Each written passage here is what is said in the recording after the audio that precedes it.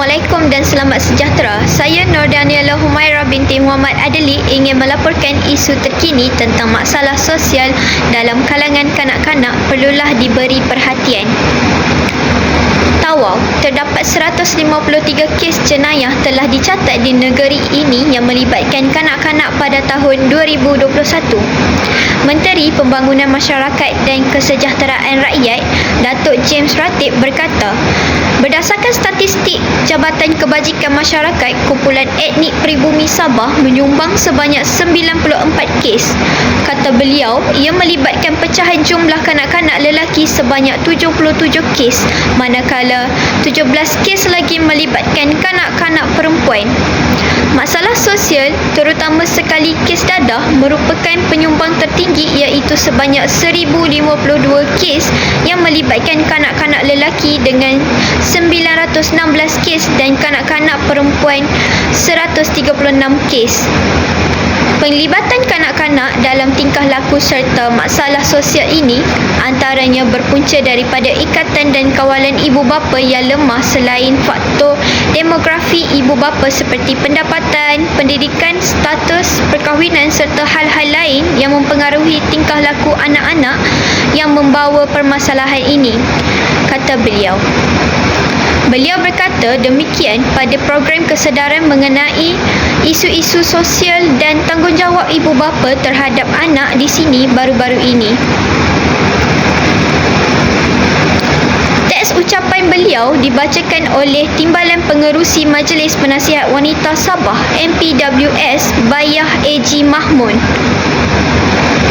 Datuk James berkata, masalah sosial seperti kes dadah perlulah diberi penekanan yang sewajarnya dan langkah pencegahan juga perlu diambil bukan sahaja oleh kerajaan, malahan ibu bapa dan masyarakat juga perlu memainkan peranan yang penting.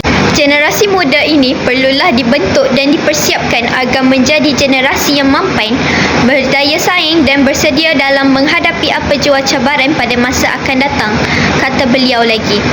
Menurut Datuk James, masalah institusi keluarga seperti pergaduhan, perceraian serta pengabaian dan penderaan anak-anak semakin membimbangkan. Jika suami dan isteri dapat menghayati sifat ihsan dan saling sayang menyayangi serta percaya dan yakin di antara satu sama lain seperti yang diterapkan dalam konsep Malaysia, generasi muda ini perlulah dibentuk dan dipersiapkan agar menjadi generasi yang mampan, berdaya saing dan bersedia dalam menghadapi apa jua cabaran pada masa akan datang, kata beliau lagi. Menurut Datuk James, masalah institusi keluarga seperti pergaduhan, perceraian serta pengabaian dan penderaan anak-anak semakin membimbangkan. Jika suami dan isteri dapat menghayati sifat ihsan dan saling sayang menyayangi serta percaya dan yakin di antara satu sama lain seperti yang diterapkan dalam konsep Malaysia Madani, kita dapat mengurangkan kadar perceraian di negara ini. Di samping anak-anak juga tidak akan terbiar tanpa kasih sayang yang secukupnya. Dalam konteks ini, ihsan dilihat antara rukun yang boleh menjadi tonggak paling signifikan dalam penyumbang kepada pembentukan masyarakat madani. Sifat ihsan mencerminkan ciri-ciri kepribadian mulia yang wajar dimiliki oleh setiap anggota masyarakat supaya kita dapat meneruskan kehidupan dalam suasana dan persekitaran yang selamat, harmoni dan sejahtera. Justru, kempen kesedaran mengenai isu-isu sosial perlu dipergiatkan agar rakyat memahami setiap sifat ihsan ini, katanya.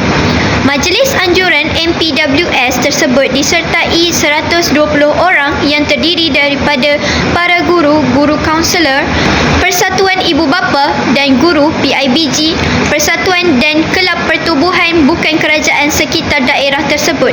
Sekian buletin utama pada hari ini. Ketahui lebih lanjut dengan melayari sabahmedia.com. Sekian dari saya, Nur Daniela Humaira binti Muhammad Adeli.